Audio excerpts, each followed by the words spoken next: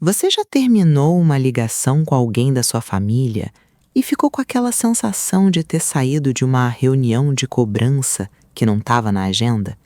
Não de briga, não de discussão. Só aquele peso difuso de quem acabou de ser lembrada, sutilmente, de quanto deve. Bem-vinda ao relacionamento tóxico que ninguém quer nomear, porque tem sobrenome igual ao seu. Família que ajuda financeiramente é abençoada. Esse é o script. E parte dele é verdade. Precisar e ter alguém que pode ajudar é privilégio real. Não estamos aqui para fingir que não é. Mas existe uma diferença enorme entre ajuda e investimento emocional disfarçado de ajuda. E essa diferença não aparece no depósito. Aparece depois. Sempre depois. Aparece quando você discorda de algo e de repente o assunto muda para o que você deve. Aparece quando você tenta colocar um limite e a resposta vem carregada daquele tom. Você sabe qual tom? De quem acabou de ser desrespeitado depois de tudo que fez.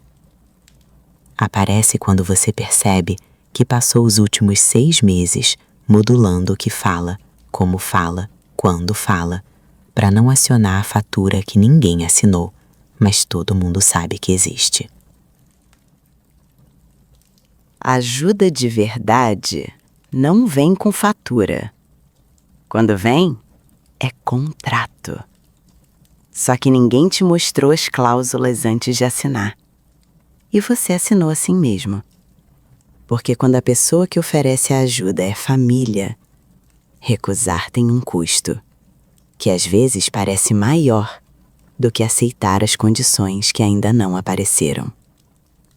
O que torna isso especialmente cruel quando vem de dentro de casa é que a culpa já vem pré-instalada. Com estranho, você consegue nomear mais rápido. Com família, tem camada em cima de camada, em cima de camada, em cima de camada. Tem história compartilhada. Tem Natal na mesma mesa. Tem aquela voz coletiva que repete desde sempre que família é família e que você deveria ser grata, porque tem gente que não tem ninguém. E você ouve tudo isso e pensa, com toda a boa fé do mundo, talvez eu esteja exagerando. Não está. Mas essa dúvida é parte do mecanismo. Duvidar de si mesma é o primeiro sinal de que o ambiente foi construído para isso. Não precisa de intenção maliciosa para funcionar. Funciona de qualquer jeito. Eficiente, perverso e completamente familiar, no pior sentido da palavra. O padrão tem uma progressão que só fica visível quando você para de olhar para cada episódio separado e começa a olhar para o filme inteiro. No começo, era só ajuda. Ponto. Você precisou, ele podia, ele ajudou. Até aqui, sem problema nenhum. Gratidão genuína, relação equilibrada. Ninguém devendo nada, além do obrigada que você já disse. Depois, vieram as opiniões. Pequenas, razoáveis, quase imperceptíveis. Um comentário aqui, uma sugestão ali, nada que justificasse reação. E você não reagiu. Porque era pequeno, porque você devia gratidão, porque família é família e porque reagir a coisa pequena demais parece exagero e você já estava com medo de estar exagerando. Aí, as opiniões viraram autoridade. Gradual. Sem anúncio. Sem um momento exato em que você poderia ter dito não. Porque o momento foi sendo adiado em doses pequenas demais para nomear. E com autoridade veio o argumento clássico, o favorito, o campeão, o que nunca perde. Depois de tudo que eu fiz por você. Palavras ditas com aquela calma específica de quem sabe exatamente o efeito que produz. Sem gritar, sem ameaça explícita. Só o peso calculado de quem aprendeu que não precisa de volume para ser obedecido. Tradução sem verniz. A ajuda não foi gratuita. Você deve comportamento, não dinheiro. Comportamento. Dinheiro tem número, tem fim. Comportamento é dívida sem valor fixo, sem prazo, sem recibo. Porque o credor decide o quanto você deve enquanto cobra, e o valor sobe toda vez que você tenta discordar. E aí você fez o que qualquer pessoa razoável faz, num ambiente que pune discordância. Você foi se adaptando. Aprendeu onde estão as paredes, sem precisar bater nelas 2 vezes. Descobriu quais assuntos custam caro demais e quais é melhor engolir para preservar a paz. Que não é paz, é ausência de conflito. Mas você aprendeu a chamar de paz, porque o nome verdadeiro cansa mais do que a situação. Virou expert em se autocensurar antes de falar, em calcular o custo emocional de cada opinião antes de expressá-la, em ser uma versão editada de você mesma toda vez que o telefone tocava com o nome dele na tela, em preparar mentalmente o que vai dizer antes de atender, não para ser clara, para ser segura.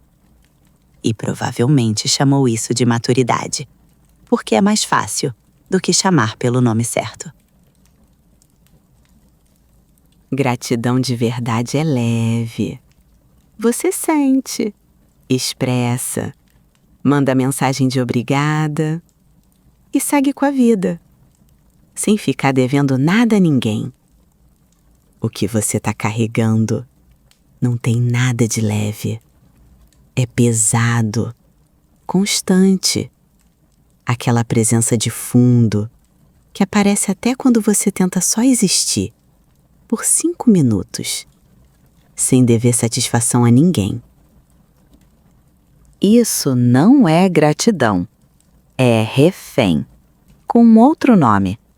E um nome muito mais bonito do que merece. E nomear assim dói, especialmente quando é família. Especialmente quando parte de você ainda ama a pessoa. Porque as 2 coisas existem ao mesmo tempo. E isso é confuso e cansativo e completamente real. Você pode amar alguém e reconhecer que a dinâmica entre vocês te faz mal. As 2 coisas juntas, sem precisar escolher uma para invalidar a outra. Não existe saída mágica disso, enquanto a dependência for real. E eu não vou inventar uma para você se sentir melhor agora. Mas existe uma coisa que não depende de nenhum movimento externo e que muda tudo antes de qualquer decisão prática. Parar de chamar de ajuda o que não é ajuda. Não para ele, para você. Você não é ingrata. Você não é difícil. E você não está exagerando. Nunca esteve. O trono não some. Só espera. Mesmo quando alguém usou o tamanho da ajuda para fazer você esquecer onde ele estava.